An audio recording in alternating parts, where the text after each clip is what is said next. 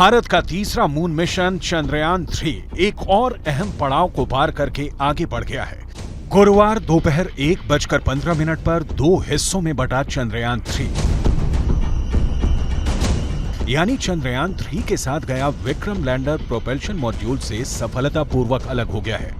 इसरो ने ट्वीट कर लिखा, दोपहर 1:15 पर 2 हिस्सों में बटा चंद्रयान-3 यानी चंद्रयान-3 के साथ गया विक्रम लैंडर प्रोपल्शन मॉड्यूल से सफलतापूर्वक अलग हो गया है। इसरो ने ट्वीट कर लिखा, यहां तक की सवारी के लिए धन्यवाद दोस्त। लैंडर मॉड्यूल प्रोपल्शन मॉड्यूल से अलग कर दिया गया है। लैंडर तो जैसे आप सब जानते हैं कि 23 तारीख को धरती पर अपने पांव रखेगा और वहां फिर काम करना शुरू होगा। उसके इर्द नवा भी वो कुछ एक प्रयोग एक्सपेरिमेंट करेगा। लेकिन जो प्रोपल्शन मॉड्यूल जो पीछे रह गया है, ये कई महीनों तक इसी प्रकार ब्रह्मांड में घूमता रहेगा और अन्य चित्र और अन्य जानकारी भी उपलब्ध करवाता रहेगा। चंद्रयान-3 के द्वारा भी जो हमें इनपुट्स उपलब्ध होंगे वो न केवल भारत के लिए बल्कि विश्व भर के वैज्ञानिकों के लिए महत्वपूर्ण रहने वाले। इसके अतिरिक्त पृथ्वी को लेकर के भी कुछ एक प्रयोग वहाँ रहेंगे। जो स्पेक्ट्रोस्कोपी उनकी अलग से है कि पृथ्वी के वातावरण कैसा है, उसकी रचना कैसी, आने वाले समय में उसमें क्या बदलाव आ सकता है, इत्यादि इत्यादि। अब चंद्रयान के विक्रम लैंडर को चांद की सतह पर उतरने की आखिरी 100 किलोमीटर की यात्रा खुद करनी होगी और साथ ही साथ ऊंचाई भी कम करनी होगी।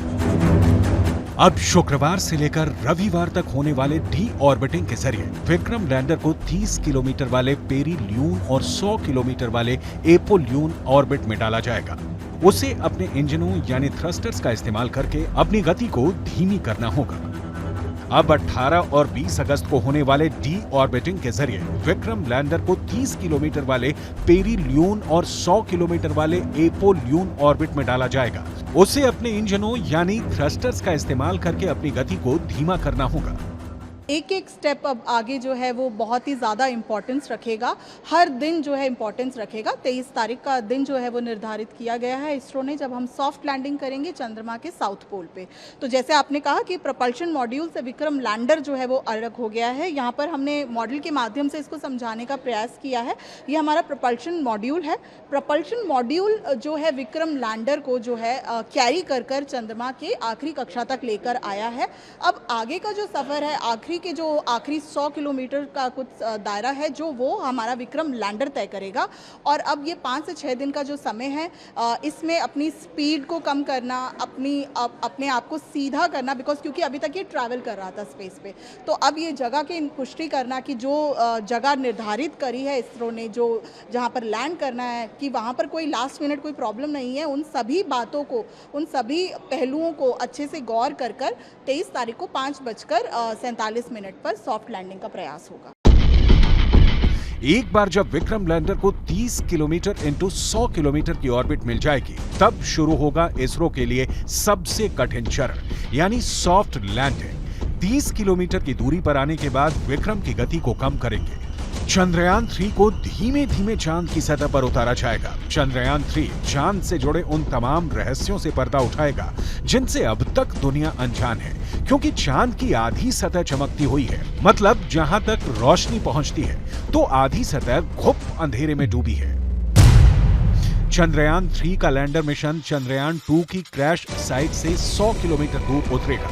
चांद के इस हिस्से में सूर्य की किरणें तिरछी पड़ती हैं। तापमान बेहद कम होता है। तापमान -180 डिग्री सेल्सियस तक पहुंच जाता है, लिहाजा पानी मिलने की संभावना कहीं ज्यादा है। यानी इसरो की कोशिश चांद को लेकर अब तक हुई खोज से कहीं आगे बड़ी लकीर खींचने की है।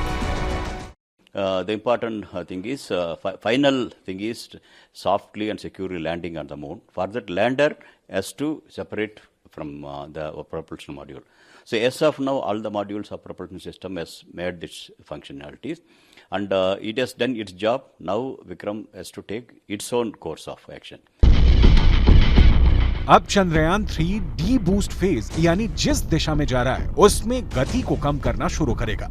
इसके बाद प्री लैंडिंग फेज यानी लैंडिंग से ठीक पहले की स्थिति होगी। यहां से चांद पर सॉफ्ट लैंडिंग की तैयारी शुरू की जाएगी। इसके बाद लैंडर को चांद पर सॉफ्ट लैंडिंग कराई जाएगी।